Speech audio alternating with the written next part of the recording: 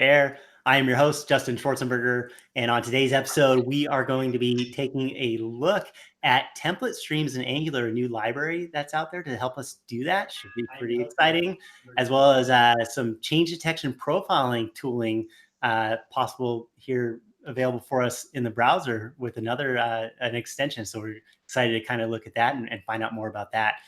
So without further ado, let's get into it. Actually, before I begin, I want to mention the NGDE conference. Once again, it's an Angular conference in Berlin. It's just right around the corner, 30th and 31st of August. I believe tickets are still available, and I think that we might even have a promo code still available that you can get a little discount. You can see that in the description of the video when we're done here. I'll throw that up there. But this conference, pretty cool. It's looks like it's going to be about 30 speakers. There's going to be workshop a day before the conference. I believe it's all nonprofit, so every penny that they earn is spent for sponsoring local meetups in Germany, Austria, and Switzerland for food, travel, stuff like that. So it's really cool. Should be pretty awesome. Check that out if you're around and available to get to that. I believe the URL for that is ng-de.org. Same thing, I'll put that in the description after we're done recording, but check that out, NGDE Angular Conference. All right, let's say hi to our panelists, and then we'll meet our guests, and then we'll get into the topic.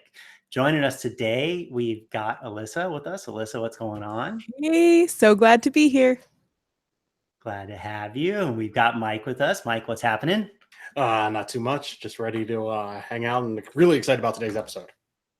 Awesome. Awesome. And Bonnie, what's going on? Hi, I'm also excited. It's going to be an awesome episode and awesome guests. Who are our guests? Who are our guests? That's a great question. Our guests are Dominic and Kwinten today. Dominic and Kwinten, how's it going? What's up? I'm fine. How are you?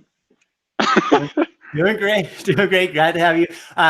You want to tell our viewers a little bit about yourselves for those that might not know? Either one. Anyone can take the lead. Sure.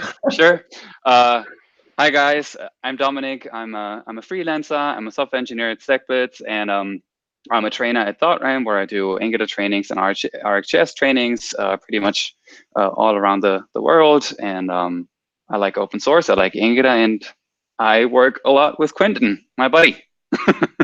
And Dominic is super, super smart and a little silly, which is great. He's also a very good teacher. Thank you, Bonnie. That's 100% true. Yeah. So hi, I'm Kwinten. I'm a software engineer from Belgium.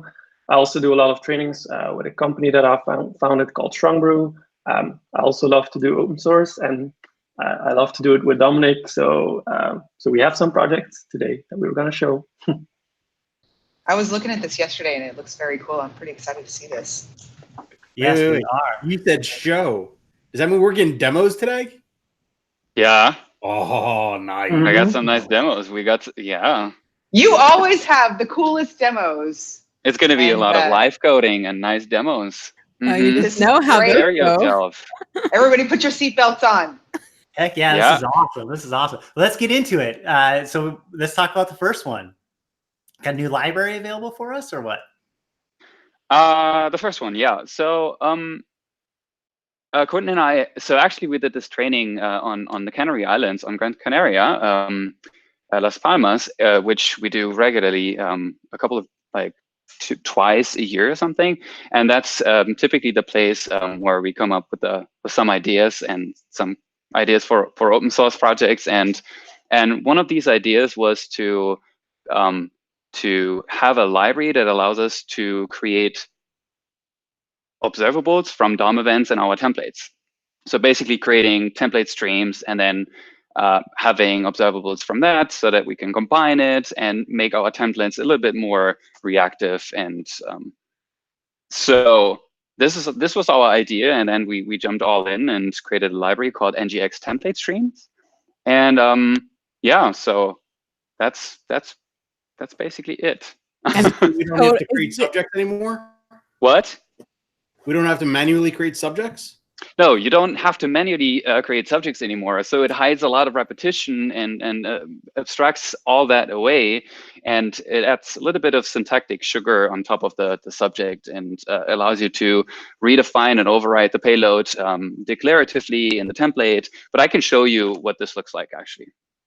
Yes, please. So should we, I think the best idea is to just show a demo. So I'm going to share my screen now. Is that okay? Yes, perfect. And is this, all right. So is this something that we're thinking about in terms of like similar to like an output on our components? And we're it's pretty much the same thing, because an output is also just an event emitter, and an event emitter is an abstraction around the subject as well under the hood to make it a little bit more framework agnostic. But it's basically the same. The only difference is that an output is not an observable. And this ngX template stream library basically gives you an observable from, well, either outputs or just native DOM events, which is kind of cool. And so this is that we can use that within our template markup, right, to be able to connect these streams. Whereas like an output, when we wire up in the template, like you said, we don't get a stream from that. We get the emitted value, right? It's an event handler rather than a stream. And so this sounds like we're going to actually get a hold of the stream. Exactly. I mean, the template is one part that you where you create these event streams, but you also have to do a little bit of work inside the component class to actually create the observable event. That's what I called it. But that's basically it. And you said this works on native events as well, correct? So yes. Any native DOM events, for example, click, input, focus, you name it. Any event, it works on for any event, and also outputs anything. Awesome. Basically. Yes. Pretty exciting. All right. Let me share my screen. Can you see my screen? I see myself. You see yourself. Yes. That's the library. It's Mike. All right, so this is the library. It's called, we created our own organization called TypeBytes, and there you can find a library called ngX template streams. And the description says it's a small and lightweight Angular library that embraces reactivity and supercharges templates with observables. And we have a disclaimer because this is pretty experimental, and you could always go in very simple use cases. You can always go with just a subject, or you can just use a regular event binding if you want and call a method. But for more advanced use cases, I think this template syntax is pretty handy, and especially if you want to combine multiple events into one stream, and just to make our templates a little bit more reactive. And so I think what I'm going to do is I'm going to create a completely new project here. I'm going to use the Angular CLI for that, right? Just going to call new on it, and we just call it AngularAir, like that. Just going to quickly do that. I think that's the installation should go quite fast. Okay, we're almost done. We don't want routing. We want SCSS. Okay, almost there. Okay, elevator music playing in the background. Oh, what's that? Never had that. And that's you're live streaming now, Dominic. Yeah, that's live streaming now. Coding. What is that? It was specified in the dependency Angular CLI. No matching version found for schematics Angular. Oh, that is interesting. Angular CLI. Mike. Oh, it should have created the project already. You can CD into it and try and run an npm install again. Try it. Right. Let's just do this and see what happens. That's a good idea. Thanks, Mike. Dun, dun, dun. Oh, never had this issue before. We're all here with you, Dominic. Don't worry. And Quinten's got your back, so we're good. And Bonnie has elevator music. Keep it going, Bonnie. It's gonna be fine. Everybody just take a deep breath. We got Oh yeah, this cool. Looks much better, I guess. Yeah. We never doubted you, Dominic. Yeah. All right. I can. So one of my skills is to create an Angular CLI project. Okay, that's good. Check. All right. Now I'm gonna open up this project, and this should look pretty familiar to hopefully everyone. So this is just an Angular CLI project, right, with the structure we get out of the box. And now if I... Dominic, can you zoom in? Oh, yeah, definitely. I can zoom in. So awesome, this perfect. is that. I'm also going to zoom in here, right? Okay. So and then the next step is to actually add this library, NGX template streams. And for that, I can run. So I've added a schematic, which lets you just easily add the library to your project, and it does all the scaffolding for you. So you don't have to configure anything. So everything is done by the schematic. And for that, I have an ng-add schematic. So you can say npx ng-add, and then add type bytes ngx template, streams, and it does a couple of things under the hood. So this library is built on top of ng. Oh, what is that? What did I do? Type? Yeah, you added an extra S. It's type bytes. Sorry about that. Yep. Typos. That's live streaming. No problem. So it does a couple of things, and this library is built on ngx build plus, which is a library from Manfred Steyer, and it lets you basically hook into Angular's build process and squeeze in an extra Webpack configuration that is going to be merged in. And I basically built this whole library on top of ngx build plus because it requires a little bit under the hood. All right, so now I've added the library, and if you take a look at no source control, why? Typically, this actually.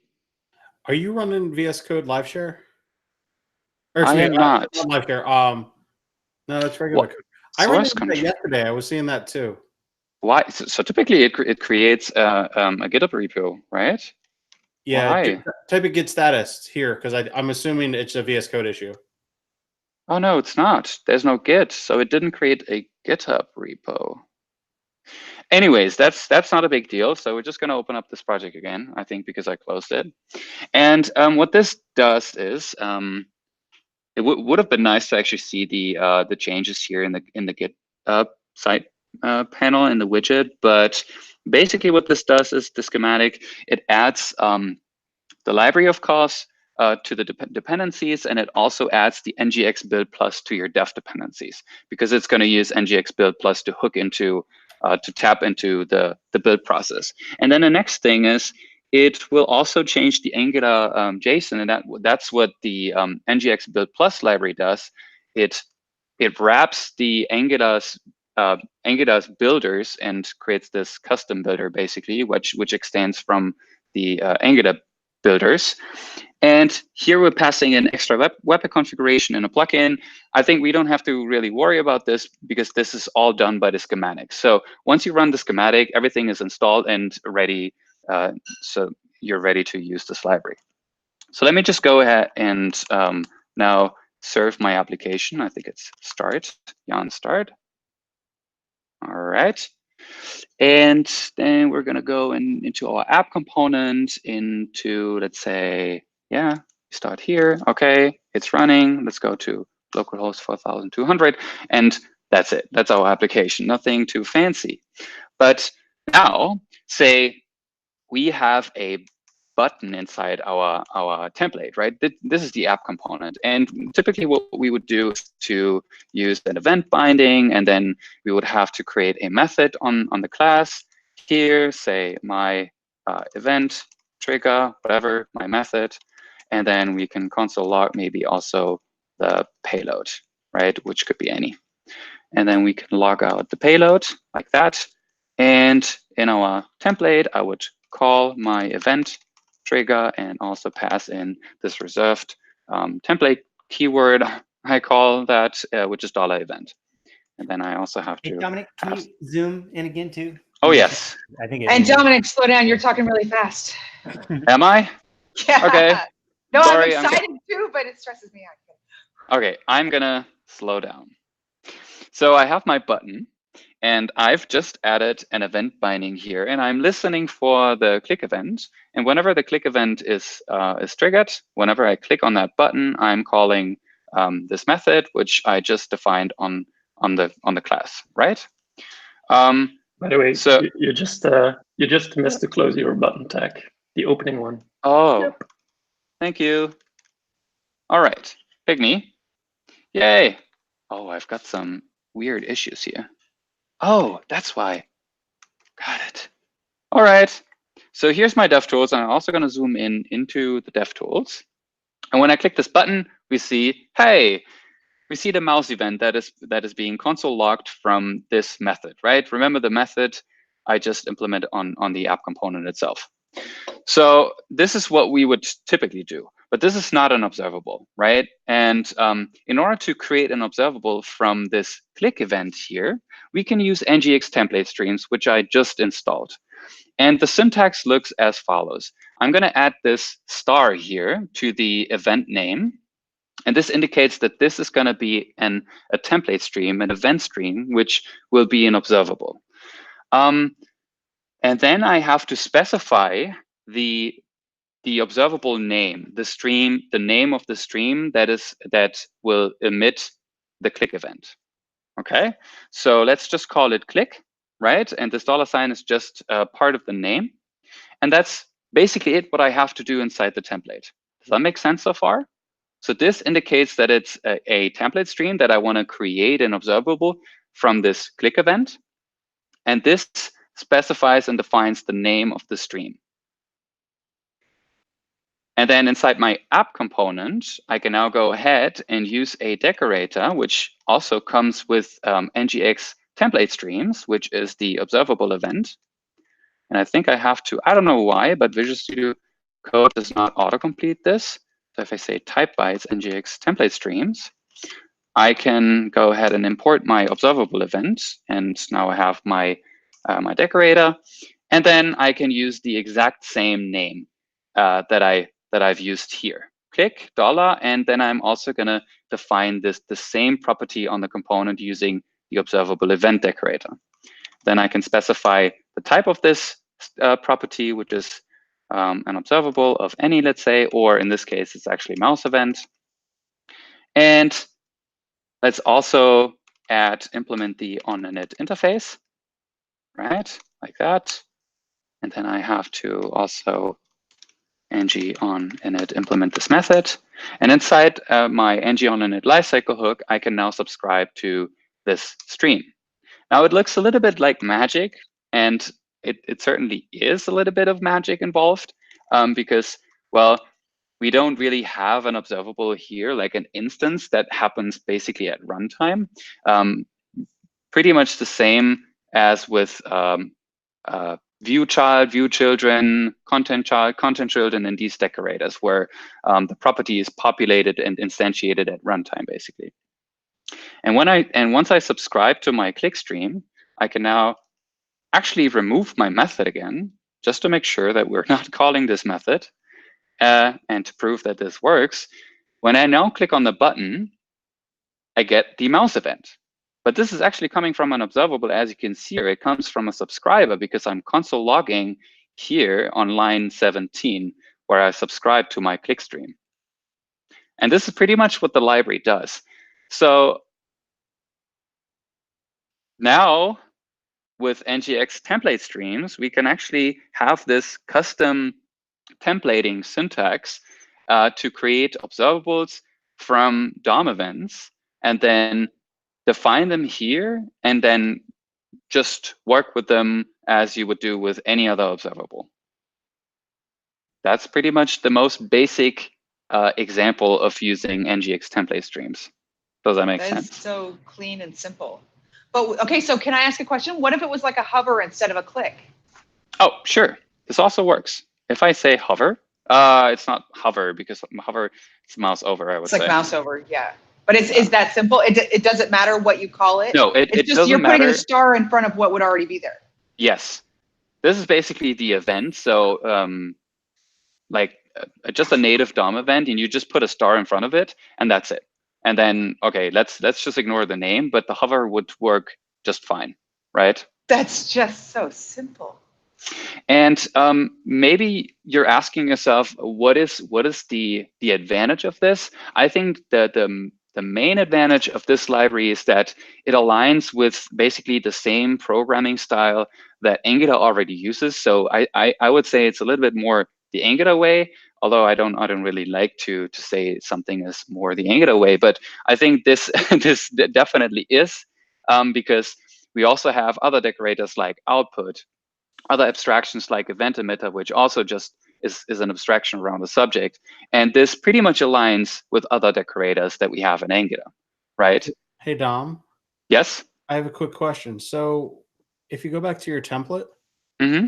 when we, without using your library, when we have a click handler, when we define the function and the equals, we can specify different parameters that we want to pass. Oh, you mean into the event. So if you wanted to click and then say $event, and then maybe another value from somewhere else inside the component. Right. That's a good point. So what I've added to the templating syntax is also the ability to override whatever $event is.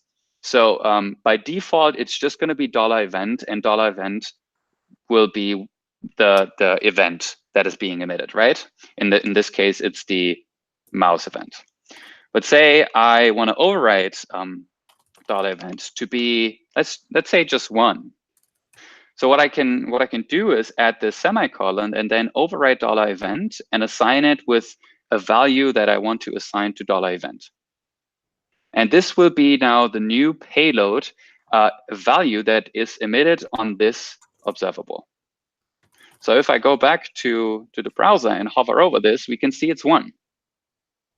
And you can go crazy with this and pass in whatever you would like. So I can make it an object and say, sure, I definitely want the original event, but I also want, let's say, I have an h1 here, which says hello world, and I'm adding, I'm getting a reference to this h1 with this, right? This is my ref, h1 ref. I can just add this hashtag and then give it some name. This is like a local template reference variable, and this variable only lives inside this template, and the value will be a reference to this h1 tag. I can take this and say, okay, I also want to pass in my h1 like this, and then this object will be emitted whenever I hover over this button. And take a look at this. It's huge now because it's an h1. Let me clear this. And if I hover over my button, we can see that the whole event is now an object which has the original mouse event, but also the h1. And if I hover over this, it actually highlights the h1 which comes from the template. And I can pass in anything. I can even pass in the title that I've created here on my app component and use that as a payload, right? So if I say title, because I have access to any property, any public property from within the template. And now this works. Title says ngAir.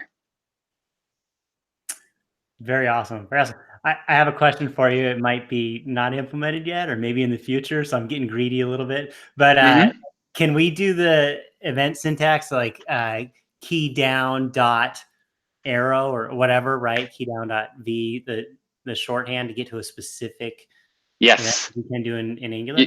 Yes, you can do that. Let me actually. So what can we do? Maybe we just make an input out of this. An input, and let's just say we have this input here, and let's say key down is enter, let's say, and then let's just search. This is my search. Let's just get rid of the payload for now, and I'm going to rename also my observable event here to search, and this is search. And I'm just going to console log this and subscribe. Let's see what happens. Actually, I've never tested this. So this is a live test now. So if I type in hello world, and it works. That is awesome. And I want to highlight really quick one thing that's really awesome about this, why the stream thing is awesome, right? Because now we can pipe this thing and do other things that we need to do. And the search is like the actual great one, right? It leads into it. We may need to Exactly. call a service and debounce that. And now we have this easy way to do it because the search $ is a stream, right? And we're ready to just do our operators and everything like that on it. It's awesome. Exactly. It's some people might be wondering, why wouldn't you just create a subject and use that inside the template and say subject.next? But to me, because in general, at least what I try to avoid is too much logic inside my template. And I think this this syntactic sugar around the subject reduces the amount of logic that I have inside my template, because I just specify that this should be an observable, that this is going to be transformed into something that we would normally do, like subject.next, because there's nothing special that is happening here, because what I do in the build process is to turn this into basically something like this, but only that you don't have to write this over and over again, right? And then $event. And you can see it saves you some typing, and this is a little bit more logic inside the template that we can actually get rid of and just abstract, in my opinion. This is really nice. Hey, Dominic, someone in the chat, Gregor, is concerned about using this, that maybe with a compiler error with TypeScript script mode. Can you get away with this with script mode, with strict mode? Say that 5 times fast. Yes. It won't throw a compiler error, or you're handling that? It wouldn't. As far as I know, it wouldn't even throw a compiler error, because this all happens. So let me think about this. Would this? No, I think it wouldn't throw. Let me actually think about this for a second. Can you turn on strict in the tsconfig? I don't. Yeah. Maybe it's in the template. Now you've done it, Gregor. Right. All right. So let me reload this window. All right. Yeah. Blah blah blah.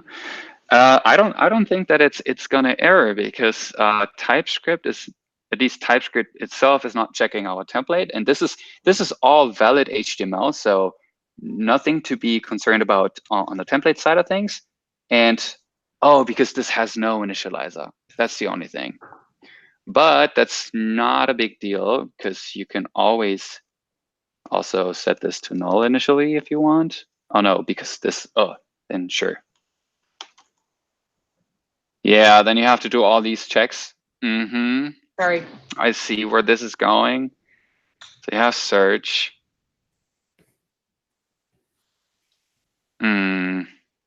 Yeah, but I mean, technically, if you just follow this and say, sure, if search is defined, then I'm just going to do this, then it should work just fine. No, it does not. And so why basically, if you wanted to use strict mode, you might have to write a little bit more code, but it should work, right? No, because at the moment, this is something that I probably have to think about a little bit, because at the moment I'm inside the decorator, I'm throwing in an error if the value that you pass in is not an observable. So I guess you could get around by just saying that, which is a little bit ugly. I know. Could you assign it to never? Oh yeah, sure, that works. Oh, that's a good idea.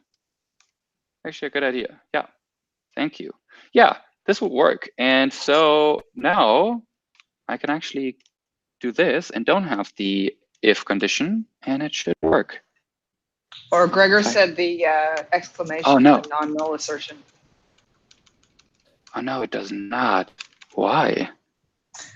Gregor said use the exclamation, non-null, or search. Oh, sure. Yeah. I can do that. Sure. Oh, yeah. That's no. Property has no initializer, so I definitely have to initialize it in strict mode. Oh, I think that's a problem with the decorator, I guess. We just we can so skip this library that for now and come back to it. I mean this library is in its early stages, and there's probably some rough edges there. That's okay. Gregor, you got to open a PR. Yeah, always feel free to open an issue if you run into something that does not work. It's fully open source, and I very much welcome any contribution to this, and I'm happy to guide you through the setup and everything that is related to this. So I think you were alluding to this a little bit ago, but the whole idea of why you need the custom build scenario is because of this decorator, this observable event, and being able to do any changes with that. Is that correct? Or like, what is the reasoning for the custom build? So the custom build is because of this template syntax, basically. Because what all this boils down to is, so what the decorator does is it's at runtime, it's going to create, at least in non-AOT mode. In AOT mode, this happens at build time, because Angular does some type checking on the template as well. But what this boils down to is basically this, right? So this decorator creates a property with the same name and adds these 2 underscores under the hood. And then inside the template, I am transforming this into that. And then, as I said, .next $event, or if you overwrite this, it's going to be different. But this is the basic example. And for this, at build time, I'm plugging in an HTML loader in order to parse the template and transform any template stream syntax into basically this. And this is what I have to do at build time, because you cannot manipulate or transform templates at runtime, right? Because at runtime, everything is, I mean, that's what the compiler does. It generates these template instructions, and the template is actually compiled into JavaScript. Cool, thank you. Yeah. And also what you can do is is the ability to specify what type of subject you would like to use under the hood. By default, it's just the normal subject, just subject. But you can also pass in a new instance of a subject that will be used under the hood. For instance, if you want to have an initial value, you can use a behavior subject and say, this is my initial value. Or you can even pass in a factory method where you create a subject. It is quite flexible when it comes to that as well. And so then you showed it on the native DOM events. Can we do that for outputs from components? Yes, we can also do that on outputs. Do we still have time? Yeah, I want to see this. So if you could show this real quick, and then we can switch to the next. So, all right. Cool. Yeah, we can also do it on outputs. So if I say npx ng generate component, and then that's my FizzBuzz component. Let me just generate that one real quick. All right.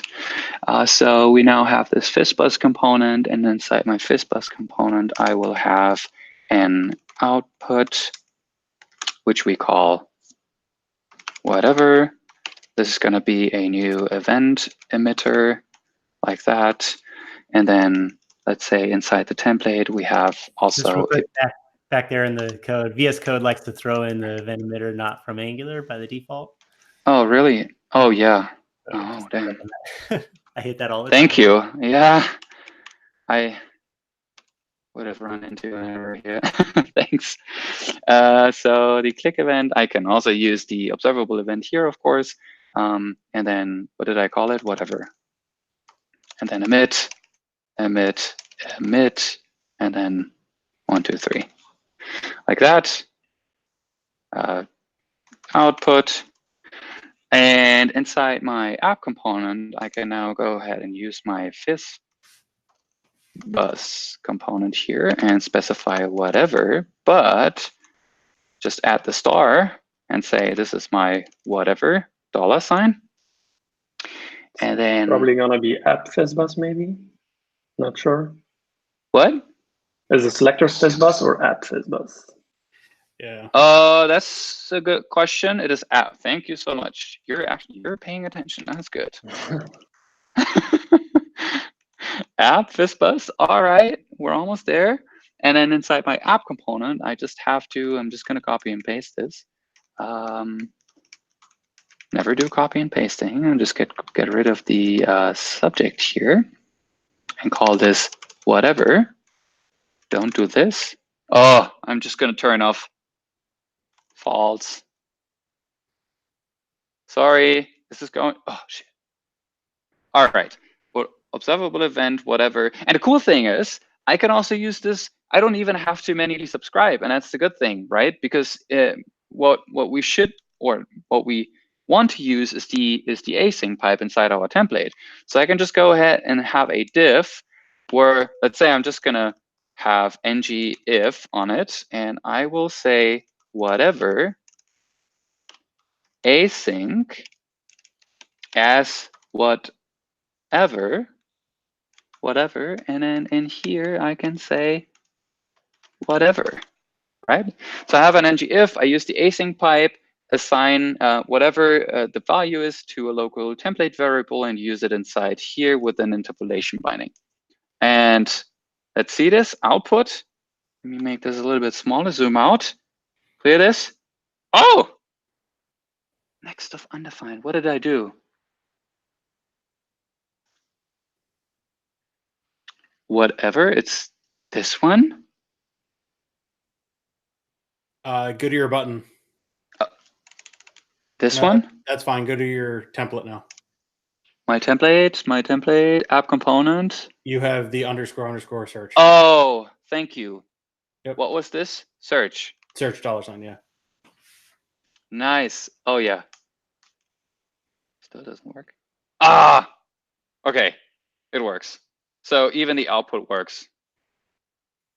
So remember, this is whatever. I'm just adding that star in front of the output. I'm specifying the name of the stream, of the template stream itself. And then I can, without even subscribing to this stream inside my template, inside my component, right? I'm just declaring the observable event here. I could just use the async pipe here in order to subscribe to this observable, assign it to a local variable, and then just display and render whatever the value is that is emitted on my whatever stream. And now again go ahead and overwrite this with foo, right? The string foo. And if I now click on the output, it's going to be foo. That's pretty much ngX template streams so far. I have one quick question. So one major concern with using observables is memory cleanup and making sure that we unsubscribe. Yeah. Since, especially here with using the async pipe, we don't have to worry about anything there with cleanup, just as we normally do with any other observable, correct? Yeah. Well, if you use the async pipe, yes, it's going to clean up anyways. But even if you don't use the async pipe, this is what this decorator does. It also hooks into the ng-on-destroy lifecycle hook of this component, and whenever the component is destroyed, it will also complete the subject that was created under the hood. So you don't have to worry about any memory impact or memory issues. There's still one issue that I have to fix, because for AOT, I think Angular requires if you want to hook into the ng-on-destroy lifecycle hook and you haven't defined it here, then that's gonna break in AOT. And I think the fix that I'm gonna implement is just to throw an error. If you use this observable event decorator, then you have to provide an ng-on-destroy method. I guess. Yeah, this is ngX template streams. So that's great. So now that we can play with new things in our browser, how do we go about debugging them? That's a good question, and I think I'm just gonna next piece. Stop sharing and hand over to Kwinten.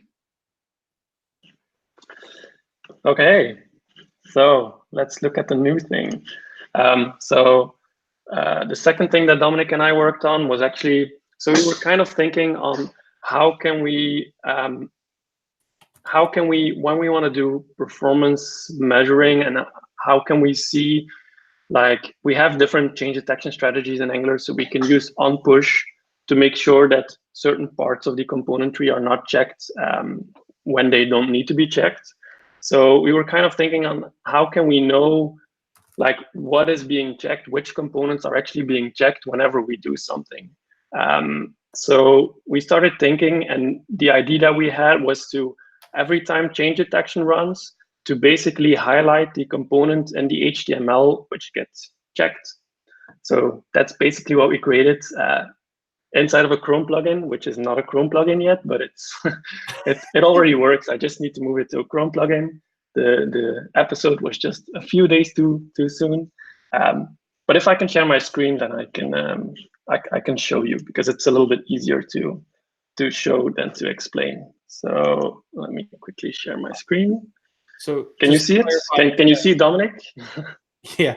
As you're bringing that up. So to clarify, you're talking about the idea of, as you're surfing or clicking through in your browser through an Angular application, you're highlighting and showing what what components change detection is running against?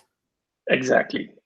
So so to do that, I use something that everybody knows, and to be very clear, like the plugin has only been tested on this to-do application, so it's still very beta, and I still need to test it on our other applications as well. Plus, it only works in Ivy mode, which I'll come back to later maybe. So we have a to-dos application, maybe to quickly go over the component structure. So there is a, let me quickly show the code, it will be a little bit easier. So we have an app component. In our app component, we have the app to do. Inside of our app to do, let's zoom in. Let's go in our to do component HTML. So we have a list component. So we had app component, and there we have the to do component, and there we have the list component. And inside of our list component, okay, undo. Inside of our list components, we basically have an ngFor, which is going on the, where's my ngFor? Oh, app to do list. Oh, here it is. We have an ngFor, so we show some to-do items. So this is the application. It basically works like every other to-do application you've ever seen. So let's enable the plugin. So to enable the plugin right now, it's still in the app component. I need to call this start method. So this should actually be moved to the Chrome plugin. So now if I reload, you're going to see a few things, but let's first focus on the top part here.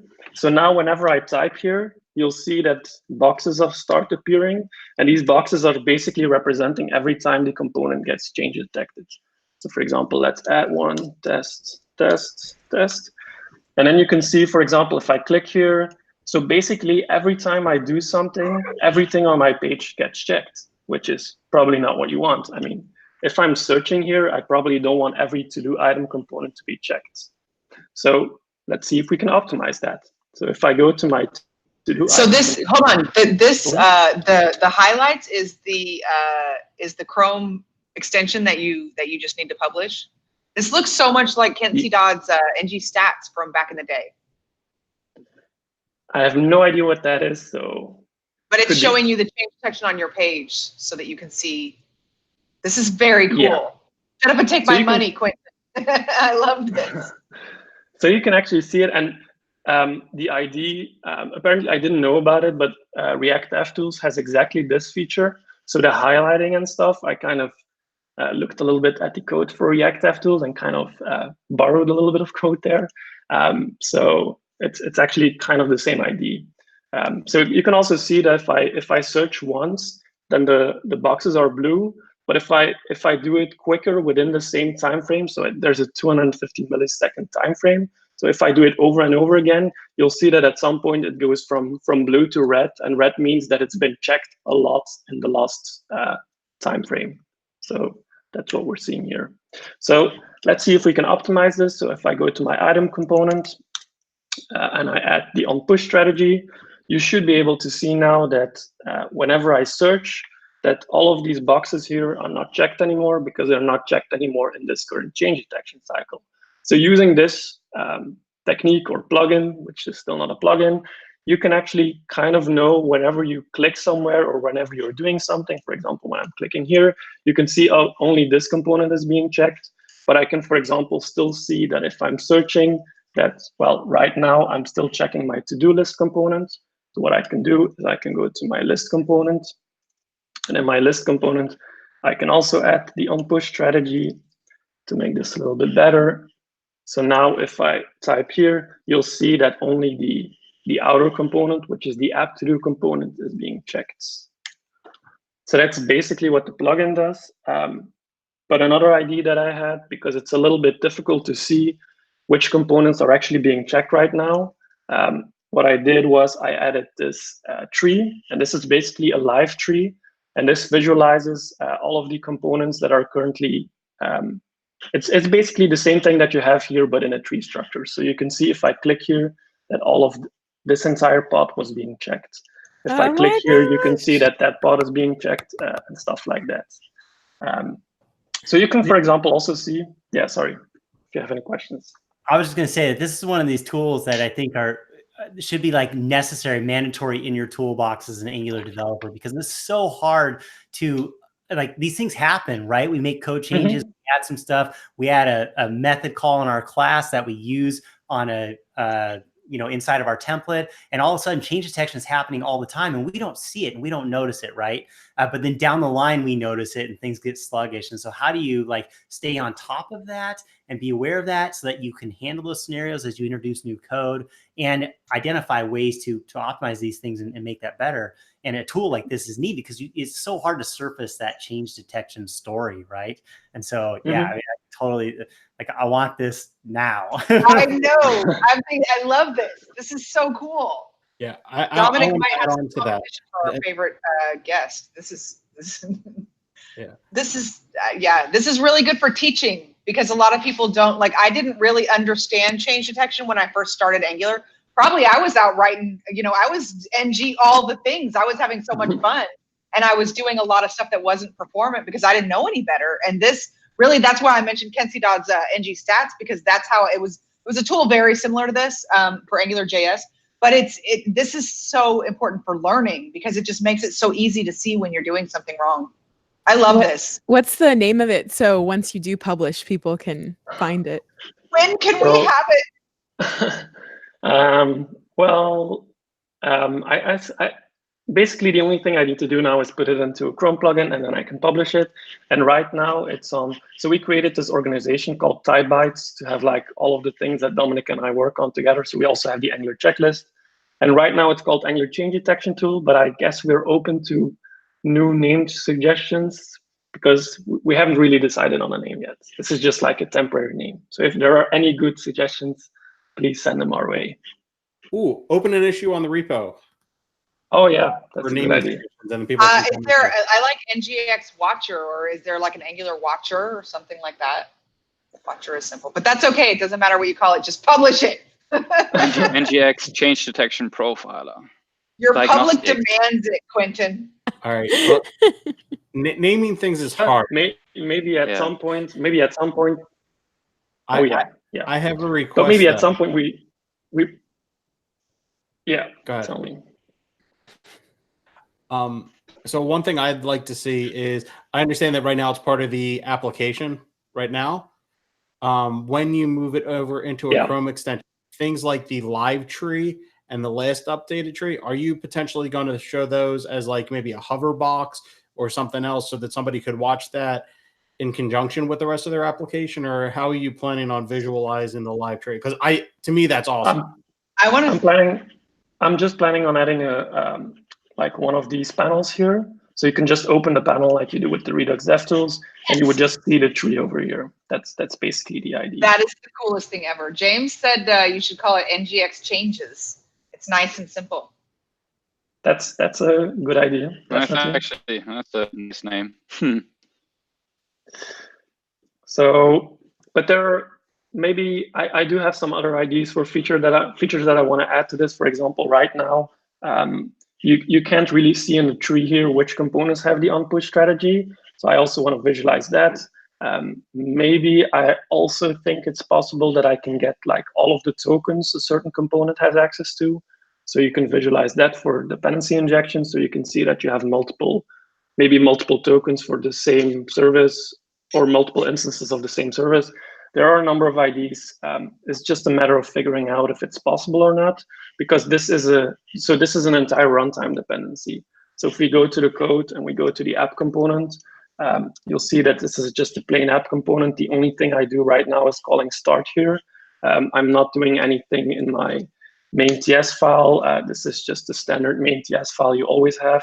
This actually also works in a production environment, on a production build.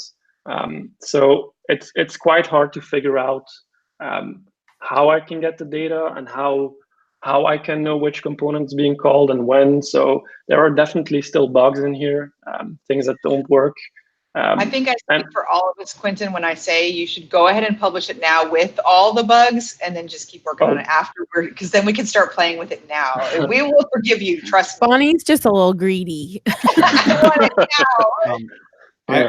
I want to go back to something you said early on there, Kwinten, is that you clarified something and you said you were going to come back to it, and this will give you a chance to clarify, is that you mentioned this is only for Ivy. Yeah. So exactly. Ivy is required in order to use this. Ivy is a requirement. The first idea that I had for this was from a talk that I saw about Ivy. So Ivy changed, for those of you who don't know, changed the entire rendering engine under the hood. And what Ivy does is it basically creates, and now I'm going a little bit deep into how the library works, so stop me if I'm going way too deep. Let me quickly detach this. But every component, so we have, for example, the to-do item component. So this is Ivy generated code. And in this Ivy generated code, there's something called the template function.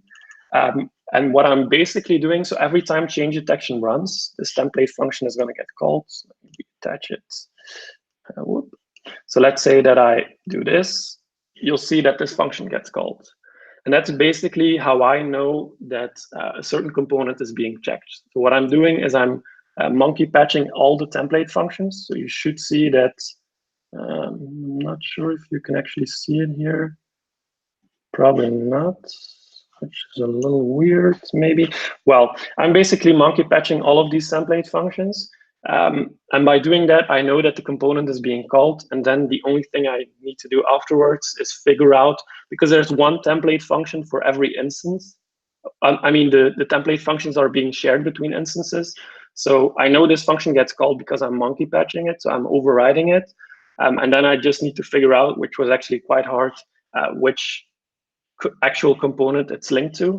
But that's how it works under the hood. So if you want to use this for View Engine, it actually doesn't work because View Engine doesn't have this template function. So that's the reason. Very cool. I think I'm gonna step up here and speak for everyone and just say thank you. For both of these libraries. Absolutely. And the template streams works with Ivy too, right? Yes. It actually works with Ivy and without Ivy. So you can also use it with the current View Engine. I guess the only requirement is at least Angular version 6, because correct me if I'm wrong, but version 6 was where they've introduced builders, right?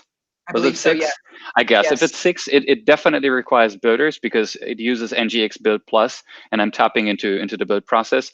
But it doesn't matter if you use View Engine or Ivy or if you use AOT, it works with all of that. The API changed with builders, and that may be different with versions 6 and 7. So I know for sure that ngX build plus was tested with Angular 6 and 7.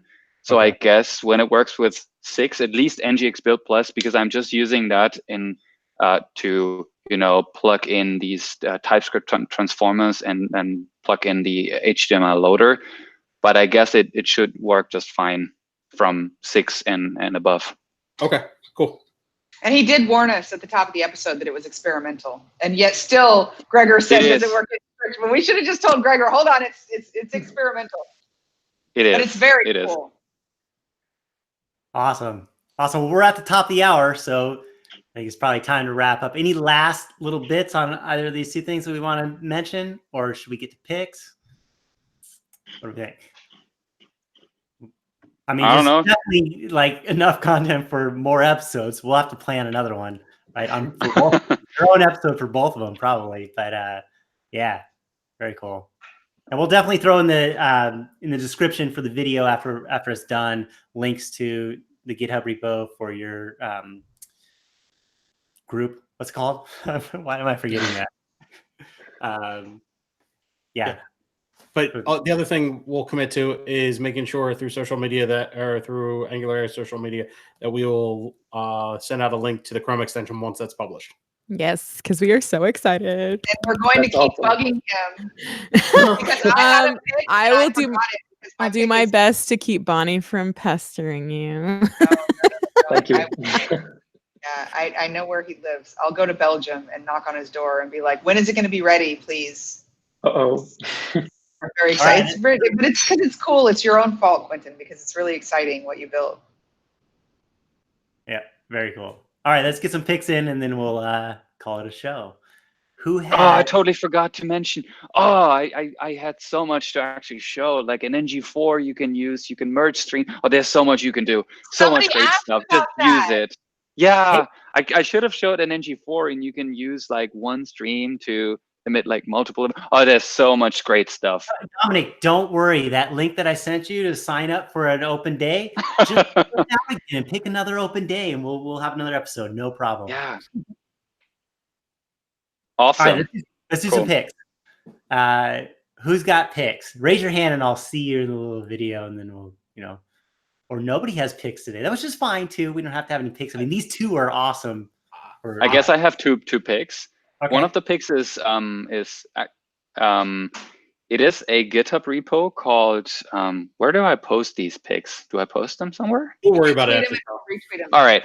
Anyways, it's a GitHub repo called Learn regex, and because I've been struggling a lot with regex because I have a parser under the hood that parses the template and extracts the event bindings, and I was doing a lot of regex stuff, and I was fighting with that. So I saw that, I think it was Minko tweeting about this. Learn regex the easy way. So that would be definitely my first pick, because regex is really, really difficult, and to get that right gives you a headache. And my second pick would be ngx GH, which is an automatic deployments to GitHub pages directly from the Angular CLI. So that is also something that is really, really cool. You can just, with one command, you can deploy to GitHub pages. It's awesome. Check it out. Also, I guess tweeted by Minko. It's a repo actually from Minko. Wait, is that new? That used to be functionality that was in the CLI a long time ago, right? Which one? The publish deploying to GitHub pages? That was there and wasn't supported and got pulled out. But now we have a way to do it with this. Yeah. Thank you, Minko. Thank you, Minko. This is awesome. Yeah, awesome. so right. My two picks. Very cool. Mike, did you have something? I have two picks. One is a little bit of selfish self-promotion. I am so excited for Angular Denver and the talk that Justin and I are giving. We've been having so much fun putting our talk together that I'd love to be able to give it today. So I'm not ready to give it today, by the way, just for clarity. We're not ready, no, but I'm excited at a level to give it today. It's only 3 weeks, you guys. I know. And my other pick is actually congratulations to Dom for becoming an Angular GDE. So congratulations. Thank I can't you. believe you're not already an Angular GDE from like a long time ago. I don't know if I've ever met anyone who deserves it more than you. No, I don't think so, but I'm very stoked. I'm very happy about this, and I'm very, very grateful to be part of this family, and I'm looking forward to what's coming and to share more content with the Angular community. So thank you for that, everyone. We're grateful for you. Yes, for sure, for sure. All right, well, we're at the end. That's a wrap. Dominic and Kwinten, thank you so much for sharing your time, coming on, for creating these great libraries and tools and working on this stuff, and for sharing your time today. I really appreciate it, so thank you. Thank you so much for having us. Yeah, thank you so much. This was fun. All right, and all those other episodes, we want you back. All right, that's a wrap. Everyone have a good one, and we will see you next time. Later. Bye-bye. Take care. Bye.